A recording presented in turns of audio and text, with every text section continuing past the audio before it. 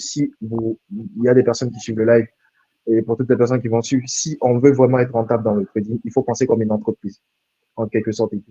À partir du moment où on n'arrive pas à commencer à penser comme une entreprise et tout, on ne peut pas s'en sortir sur le long terme dans ce domaine-là.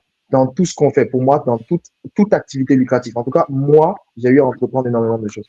Donc, j'ai juste appris tout simplement à fonctionner comme une entreprise dans tout ce qu'on fait, de manière purement normale. On va d'abord, avant de parler de comment devenir rentable, disons d'abord pourquoi la majorité des gens ne sont pas rentables, en fait. Et si on comprend ça, on peut comprendre pourquoi. En comprenant pourquoi les gens ne sont pas rentables, on peut comprendre comment être rentable. Et la majorité des gens ne sont pas rentables pour une seule chose. C'est tout simplement parce que dans le trading, on est seul. On trade seul.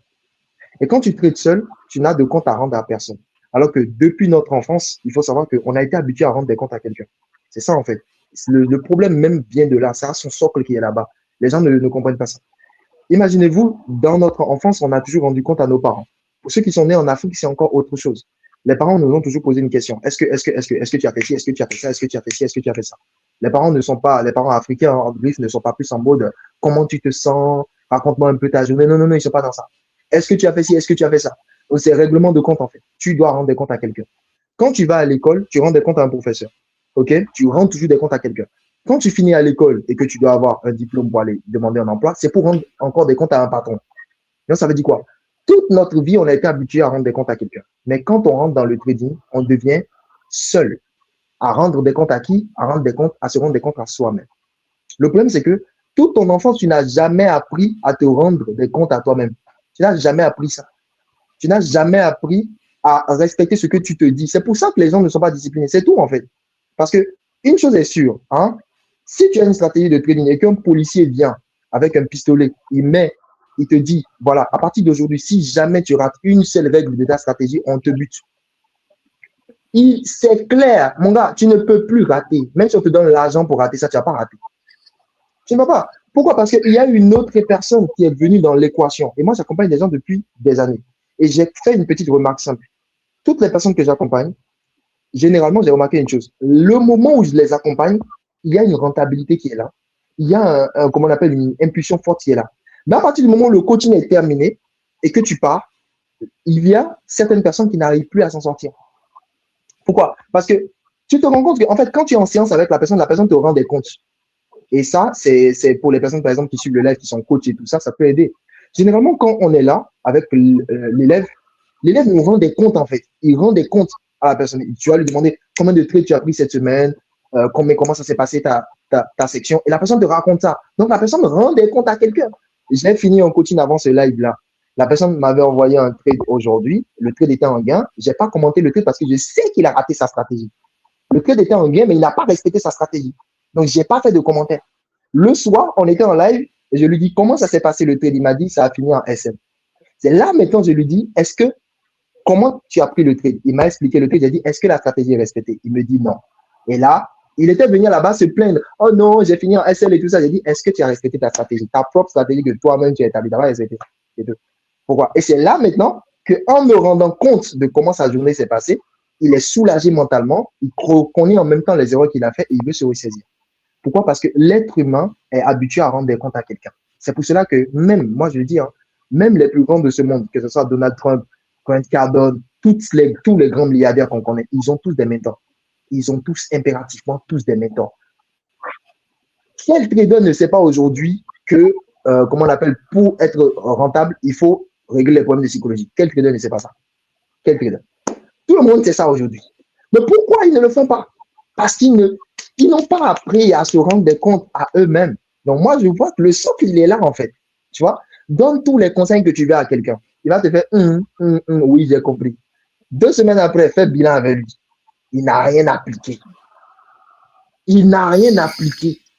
Pourquoi? Parce qu'il n'y a pas un process, okay, qui permet à la personne d'apprendre à se rendre des comptes à lui-même d'abord. Il n'a pas cette discipline-là. Il n'a pas cette discipline-là. Même toi-même, tu te dis, bon, je vais commencer la salle. Tu fais 1 séance, 2 séances, après tu arrêtes. La discipline-là, on n'a pas ça. C'est compliqué. Donc, moi, je pense que c'est déjà là le vrai problème, en fait, à la base. En fait, le vrai problème, c'est apprendre d'abord à se rendre des comptes à soi-même. apprendre à respecter ce que tu te dis que toi-même tu vas faire là. Ça commence d'abord par ça. Parce que tu as beau trouver toutes les erreurs que tu as l'habitude de faire, tu as beau trouver la solution, tu vas respecter ça une journée, 2 journées, 72 heures, c'est le maximum. Dès que tu vas faire le premier SL là, le deuxième SL et que tes yeux vont devenir rouges, c'est fini, tu commences à faire du n'importe quoi. C'est généralement ce que moi j'ai remarqué ça. Pourquoi? Parce que les gens ne sont pas habitués à se rendre des comptes en fait à eux-mêmes. Et donc moi je privilégie le fait que si quelqu'un veut atteindre un summum, qu'importe, dans le trading ou dans n'importe quoi, il doit apprendre à se rendre des comptes à lui-même et tout. Tant que la personne n'a pas appris ça, à s'asseoir et à faire un bilan. C'est pour ça que j'ai dit, pensez toujours comme une entreprise. Toujours, le trader doit réfléchir comme une entreprise. Une entreprise, OK, a une structure donnée. Il y a, qu'importe comment l'entreprise fonctionne, à la fin de l'année, il y a le comptable qui vient faire le bilan. Et c'est le comptable qui va dire si l'entreprise est rentable ou pas. Ensuite, il y a un manager, il y a un chef de projet, il y a le chef de l'équipe. En fait, il y a une structure. Les traders de banque, les traders de hedge funds, ils ne tradent pas seuls. Il y a une structure, il y a une échelle qui est là. Parfois, même avant qu'ils ouvrent un trade, il faut que le gestionnaire du compte principal approuve la prise de position d'abord avant que le trader de hedge fund ou le trader de banque puisse prendre l'ordre en fait. Il y a une structure qui est derrière ça. Et il y a des psycho-traders qui sont là pour faire un accompagnement derrière et tout ça. Donc, c'est une structure, c'est une architecture d'entreprise qu'on doit mettre en place pour être rentable. Et cette architecture d'entreprise, la bonne nouvelle, c'est qu'on peut le faire seul si on a un bon système. Et le système commence déjà par le fait d'apprendre à se rendre des comptes à soi-même dans de petites choses, comme par exemple le fait d'instaurer une petite routine de trading. Je vais analyser les marchés tous les matins. Une petite routine comme ça. 2 heures d'analyse ou 1 heure d'analyse avant de partir au boulot et tout ça. Instaurer une petite routine. Chut, juste une petite routine comme ça. Et tout. Ensuite, prendre l'habitude chaque vendredi, tous mes trades là, de la semaine, je vais faire un bilan.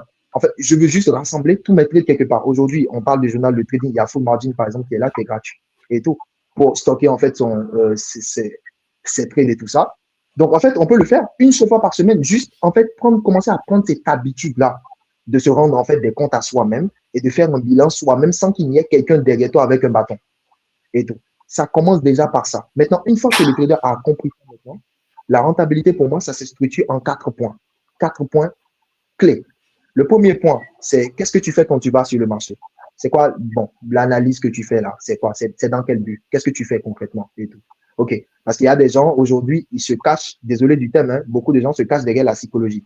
Quand ils vont sur le marché, ils font du n'importe quoi. Quand tu vas leur demander comment vont leur trading, ils vont te dire non, j'ai un problème psychologique. Tu n'as aucun problème psychologique, mon gars, tu ne sais même pas ce que tu vas faire sur le marché. Il ne sait même pas ce qu'il fait sur le marché. Il ne sait pas. Aujourd'hui, il va trader trendline. Demain, il trade order block. Après, demain, il trade FPJ. Après, il passe. Il ne sait pas ce qu'il fait. Son trading, c'est du freestyle. Et se mélange, en fait. Tu vois, il mélange trading là. Il mélange les concepts à checker, quoi. Tu vois. C'est un peu ça. Donc, pour moi, ça commence déjà par ça. OK? Qu'est-ce que tu vas chercher sur le marché? Premièrement. Donc, c'est ce que les gens appellent typiquement la stratégie de trading. Bon, abus de langage, stratégie. Première des choses. D'accord. C'est quoi ta stratégie? Concrètement, ta stratégie là, c'est en combien de points en fait? Premièrement, voici les time frames que j'utilise. Tu as des gars qui vont analyser le marché sur 10 unités de temps. C'est quoi votre problème en fait? C'est quoi le problème? 10 unités de temps, c'est quoi? Et non, il faut commencer en weekly, après tu viens en daily, après tu viens en monthly, après tu vas en H4, après tu viens en H2, après tu vas. Tout ça, pourquoi? Qu'est-ce que tu vas chercher concrètement sur le marché? Quand tu ouvres ton graphique, ça commence par ça d'abord. Moi, j'ai mes unités de temps. Analyse, j'ai 2 unités de temps. Point d'entrée, j'ai une seule unité de temps. Ça fait 3, c'est fini. Je ne me casse pas la tête plus que ça. Et voici exactement ce que je pars chercher. Quand je ne vois pas ça, je fais mon écran, je passe à autre chose. C'est pas pour moi le marché, c'est pas pour mon papa. Donc en gros, il faut savoir ce que tu es parti chercher là-bas. Si ces règles-là, ces points-là ne sont pas clairs pour toi, tout le reste, c'est du freestyle. Va méditer comme tu veux, même. Il n'y a rien qui va se passer. Ça fait un. Pour moi, la deuxième des choses, c'est quoi? C'est la gestion de risque. Vous allez voir, il y a des traders qui font de très leurs analyses sont pointues, mais ils ne gagnent pas d'argent. Ils vont prendre des trades. Ils vont te faire de beaux TP. Hein. Tu vas leur demander les captures d'écran et tout. SL, petit comme ça, ratio 1 pour 12. Mais tu vas voir qu'ils ont fait seulement $50 sur la position, $30 sur la position et tout. Et ils ne savent pas gérer leur risque, en fait. Ils ne savent pas gérer leur risque. Le money management, là, ils ne savent pas. OK, ils ne savent pas. Tu as des traders, par exemple, qui ne savent même pas, OK, bon, si je suis en train de trader tel marché, tel nombre de points vaut combien de dollars? Si je mets telle somme, ou si je prends tel lot, ils ne savent même pas ça et tout. Les différents styles de gestion de risque dans le trading et tout. Il y a des personnes, par exemple, qui appliquent la martingale, d'autres personnes appliquent l'anti-martingale, d'autres personnes appliquent le Kelly Criterion. En fait, il y a beaucoup de styles de gestion de risque et chaque style de gestion de risque va avec une stratégie donnée. OK? Donc, en gros, ma stratégie, quelle est la gestion de risque qui va en fonction de ça? Il y a des traders, par exemple, qui appliquent la martingale. La martingale, pour ceux qui ne savent pas et tout, c'est quand ils mettent $100 sur un trade et que le trade ne marche pas, le prochain trade, ils doublent leur compte. Ils mettent $200 sur le prochain trade. Si le prochain trade ne passe pas, ils vont mettre $400 sur le prochain trade. Si le prochain trade ne marche pas, ils vont mettre $800. C'est-à-dire qu'au fur et à mesure qu'ils crament des comptes, ils doublent le capital pour essayer de rattraper la perte précédente et tout. Ça, c'est un style de money management qu'on appelle la martingale. Et ça ne va pas en adéquation avec toutes les stratégies. Donc, en gros, j'ai une stratégie. Quelle est la gestion de risque qui va avec ma stratégie et tout? Moi, par exemple, je partage toujours en fait aux personnes que j'accompagne, ayez un ratio standard lorsque vous prenez vos trades. C'est quoi ton ratio standard? 1 pour 3, 1 pour 4, 1 pour 5, 1 pour 6. Et maintenant, regarde, parce que Chabel a parlé des data. Il a parlé des data. Tout ce que Chabel a dit par rapport au journal de trading, hein, c'est ce qu'on appelle les data. Étudier les data, étudier les données de son trading et tout. Quand tu étudies tes données, ça doit te montrer potentiellement ton win rate. OK? Ça veut dire quoi? Ça veut dire que quand tu prends 10 trades là, combien de trades tu gagnes généralement sur 10 trades? Si je gagne 3 trades sur 10 trades, ça fait 30% de win rate. Si je gagne 4 trades sur 10 trades, ça fait, comment dirais-je, potentiellement 40%. Si tu as un win rate de tel nombre de pourcents, ça veut dire que voici le nombre de ratios que tu dois prendre par trade pour être rentable. Et tout. Et ça, en fait, c'est au niveau de la gestion de risque qu'on cadre ça. Donc, une fois que tu as fini de parler de ta stratégie là, travaille très bien ta gestion de risque. Pour savoir que, OK, par trade, je vais risquer telle somme. Pour telle somme, voici combien je vais chercher comme TP, voici comment je vais risquer comme SL. Donc, ça, c'est déjà bon. Troisième point, c'est les data. Chabel a déjà parlé de ça. Journal de trading clean. Allez, on remplit chaque trade et tout. On vérifie à la fin de la semaine pour voir les erreurs. Ça, c'est clean. Et c'est en dernière position maintenant que la psychologie vient. Pourquoi je dis en dernière position? Parce que, en réalité, lorsque les 3 premiers points sont clairs, la psychologie suit aisément. C'est très souvent lorsque les 3 premiers points ne sont pas très bien réglés que la psychologie, ça joue vraiment des tours avec la personne et tout. Une stratégie qui n'est pas claire, ça crée de la confusion mentale. Lorsque la gestion de risque n'est pas fixée à la base, tu as peur quand tu prends ton trade. Moi, je dis par exemple à certaines personnes, c'est vrai, utiliser un break-even, c'est bien. Mais en réalité, si tu as tout bien fait, en fait, de A jusqu'à Z et tout, en réalité, tu ne vas pas avoir de pression pour mettre un break-even. Comme Chabel l'a dit, laisse le trade respirer, c'est TP ou SL. Genre, laisse le trade respirer un peu. Si tu veux, tu mets un break-even si tu veux. Mais tout le temps, je vais attendre que le trade décolle, après je vais mettre BE, après je vais surveiller le trade, tout ça. C'est quoi? Tu n'avais pas bien fait ton analyse à la base avant de prendre le trade, il y a un problème. Tu vois un peu. Donc, moi, pour moi, c'est ça, en fait. Les 3 points-là, si c'est pas bien réglé, la psychologie, ça ne suit pas. Donc, être rentable, pour moi, je fais un récapitulatif simple. Première des choses, apprendre à suivre ses propres ordres à soi-même. Travailler sur ça d'abord. Apprendre à suivre ses propres ordres et ses propres recommandations personnelles. Apprendre à se discipliner soi-même d'abord. Parce que si tu ne te disciplines pas, tu vas détecter tes erreurs, tu vas rien faire. 2, avoir une stratégie propre, claire, établie, propre, et une stratégie clean de A à Z. Quand tu viens, tu ouvres ton graphique, tu sais ce que tu es venu chercher. C'est pas tu ouvres ton graphique, tu commences à rentrer en freestyle. Non. Deuxième des choses. Ensuite, gestion de risque. C'est quoi la gestion de risque que tu utilises? Combien tu risques par trade? Combien tu cherches sur le marché? Clair depuis la base. Troisième des choses, les data. Journal de trading. Indispensable. Réunis tous ces trades quelque part. Très indispensable. Pour ça, il y a fullmargin.net et c'est gratuit. Ensuite, pour finir maintenant, la psychologie. La psychologie suit au fur et à mesure.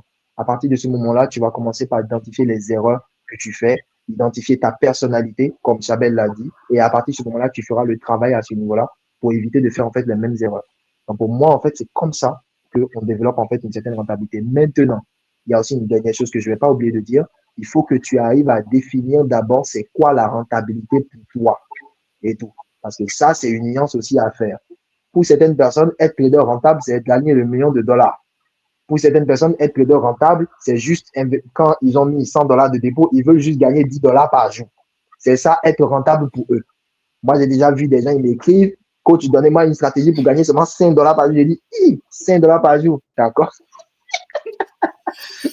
J'ai dit, donc, en fait, il faut que chacun identifie c'est quoi devenir rentable pour lui. Et tout. Voilà. Donc, il y a les gens qui veulent juste trader pour payer le loyer. Ils ne veulent pas être indépendants financièrement. Eux, ils veulent juste payer le loyer. Donc, c'est en fonction de l'objectif que tu t'es fixé là, de ce que toi tu appelles être rentable. Là. C'est en fonction, c'est comme ça que tu vas travailler aussi. Voilà un tout petit peu les différents points sur lesquels je parle. Voilà. Ok, super. J'espère bien que euh, on a répondu à la question du live. Il y a Peniel Azongbe qui demandait en faisant quoi concrètement. Je pense bien qu'il pourrait poser la question par rapport à ton intervention, genre voilà, les différentes choses qu'il faudra faire pour ne pas être toujours perdant sur les marchés. Je crois bien qu'on a répondu à la question. Je ne sais pas si ceux qui nous suivent actuellement, si ils ont des questions, ils peuvent les poser. Ils peuvent les écrire dans le live. Donc, du coup, on va continuer pour que c'est vrai, ça nous reste un petit 15 minutes à passer ensemble. Et tout. Donc, voilà. On revient un peu sur les habitudes pour un trader. Par exemple, on prend un nouveau trader actuellement. Quelle est la première des choses que tu conseilles voilà, à un trader qui débute actuellement par exemple? Un trader qui débute actuellement, déjà, il doit savoir le style de trading par lequel il veut débuter. Le trading est très vaste. Il y a beaucoup de choses. Ok. Il y a des traders d'options binaires, il y a les traders de crypto, il y a les traders d'indices synthétiques, il y a les traders de forex et tout ça. Quand on parle d'indices synthétiques, il y a différents brokers et tout ça. En fait, le trader, un nouveau trader qui vient de débuter, doit connaître toutes les bases. Pour moi, les bases indispensables. C'est dommage aujourd'hui que on prend des gens en coaching qui te disent qu'ils ont fait 2 ans dans le trading. C'est pas de leur faute, hein. C'est pas de la faute de quelqu'un et tout. C'est juste que chacun a sa motivation derrière. Mais tu prends une personne qui a 2 ans d'expérience dans le domaine, tu parles avec la personne, elle ne connaît pas les bases. C'est quoi un effet de levier?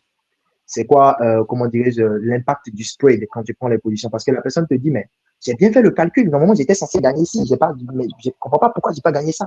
Mais en fait, il y a le spread. Il faut prélever le spread de la position aussi que tu prends, tu vois. Et lui, il ne sait pas c'est quoi le spread. Il ne sait pas c'est quoi un slippage. En fait, les petits détails clés comme ça, tu vois. Donc, quand quelqu'un se lance dans le trading et tout, moi, je dis, les gars, ne faites pas les mêmes erreurs que nous, on a fait. Nous, au début, quand on a commencé, on n'avait pas toutes les informations qui sont gratuites sur Internet comme ça. On n'avait pas ça. Donc, ça a été compliqué de connaître certaines bases qu'on a ratées. Et c'est ça qui a fait qu'on a perdu du temps et tout. Donc, les bases comme et tout, tu vois, il y a des gens, par exemple, et tout, ils ne savent même pas. Tu trades avec un broker, tu n'as même pas le numéro du support client du broker et tout. Si ton agent, tu as un problème avec le broker maintenant, tu veux te plaindre à qui? C'est là que tu vas voir des gens qui vont commencer à t'écrire et te dire, bonjour coach, j'ai eu un problème avec Deriv. Moi, je travaille avec Deriv. Moi, je travaille avec Deriv. Donc, tu es avec un broker, c'est le broker qui te paye. Tu n'as même pas le numéro du support client du broker. Tu ne sais même pas le type de broker que c'est, les indices synthétiques qu'il offre ou les marchés qu'il offre. Comment ces marchés-là fonctionnent? C'est quoi le lot size de ces marchés-là? C'est quoi les trucs élémentaires comme en fait, c'est quoi le spread, la marge? Tu vois, quand on prend une position là, c'est quoi les différentes informations qui sont ici? C'est quoi la marge? C'est quoi le spread? C'est quoi le swap? C'est quoi les trucs? Tu vois, les bases comme ça là. Pour moi, je dis que c'est très important en fait de travailler les bases pour un débutant. Un débutant, le problème du débutant, là, c'est pas de chercher comment être rentable. OK? Un débutant qui vient de se lancer, son problème ne doit pas être je suis venu, s'il vous plaît, donnez-moi la solution pour être rentable. Je ne vais même pas te répondre. C'est mon community manager qui va te répondre. OK? Donc, pour moi, c'est ça. Et tu vois, moi par exemple, quand j'étais à Dubaï, tu vois, tu as des personnes qui t'écrivent et qui vont te dire je viens de faire un dépôt. Dites-moi, s'il vous plaît, comment votre histoire là, comment ça marche. J'ai pas compris. J'ai un mot d'accord. Tu ne sais pas comment ça marche, mais tu as su comment aller faire un dépôt. Je n'ai pas compris. Tu vois, c'est-à-dire que c'est les personnes qui sont tellement préoccupées par comment gagner de l'argent qu'ils swipent toutes les bases. Donc moi, pour répondre déjà, un débutant qui vient là, hein, son problème ne doit pas être comment être rentable. C'est pas ça son problème. Son problème, c'est de maîtriser les bases. C'est quoi le trading concrètement? Comment on en est arrivé là et tout. On voit les petites informations qui passent de gauche à droite. C'est de comprendre réellement en fait les bases des bases des bases. Une fois qu'il a compris les bases, il doit connaître son broker, le broker avec lequel il travaille, avoir des informations précises en fait avec le broker et tout. Tu vois, moi j'ai déjà travaillé avec des gens, ils ont tradé sur le broker et tout, et ils n'ont pas pu retirer leur argent parce qu'ils se sont rendus compte au final que le broker ne permettait pas des personnes de leur nationalité de trader. Donc, il a tradé en réel et au final, il ne pouvait pas retirer l'argent. Pour moi, ce sont des bases, en fait, des vraies bases. il faut étudier d'abord. Parce que quand tu travailles avec un broker, c'est comme si tu travailles avec une entreprise. Imagine, toi, tu vas déposer CV dans une entreprise que tu ne connais même pas. Tu ne connais même pas le boss de l'entreprise. Tu ne connais même pas comment les choses se passent. Et tu viens de déposer ton argent. Tu commences à faire les trucs en désordre. Donc, pour moi, c'est les bases. Les bases, travailler les bases. Ensuite, choisis son style de trading correctement. Il y a beaucoup de styles de trading qui existent. Le forex, les cryptos et tout ça. Avant de choisir un style, ne prends pas un style parce que telle personne fait ça. Non. Cherche à te renseigner d'abord. C'est quoi les indices synthétiques? On dit qu'il y a des traders qui tradent les indices et d'autres tradent le forex. Bon, c'est quoi la différence entre les deux? Pourquoi certains tradent le forex? Pourquoi d'autres tradent les indices? Pourquoi il y a des gens qui tradent la crypto? Cherche au moins à savoir pour comprendre un peu le domaine, comprendre les bases. Une fois que tu as les bases, je peux garantir que tout le reste, ça coule easy. C'est quand les bases sont ratées que tu vas voir les gars perdre du temps et encore du temps. Donc moi, c'est ce que je vais dire d'abord.